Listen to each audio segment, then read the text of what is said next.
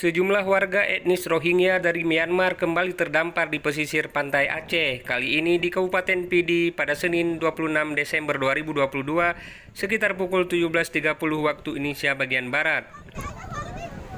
Para imigran gelap ini mendarat dalam kondisi lemas di Desa Ujolungpi, Kecamatan Muara Tiga, Kabupaten Pidi, dan sebagian dari mereka juga dilaporkan mengalami sakit.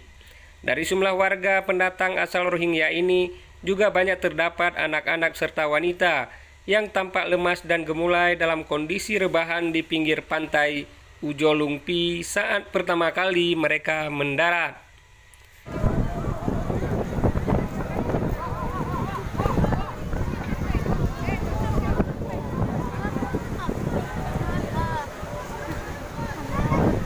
Terpisah, Kabid Humas Polda Aceh Kombes Winardi menyampaikan pihaknya saat ini masih melakukan pendataan terkait jumlah dan kondisi pengungsi asal Myanmar itu.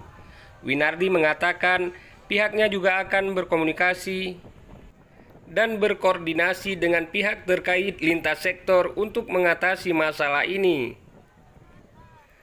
Perlu adanya koordinasi lintas sektor untuk menyelesaikan masalah Rohingya ini, mengingat pendaratan mereka makin sering, kata Winardi dalam keterangan singkatnya di Polda Aceh.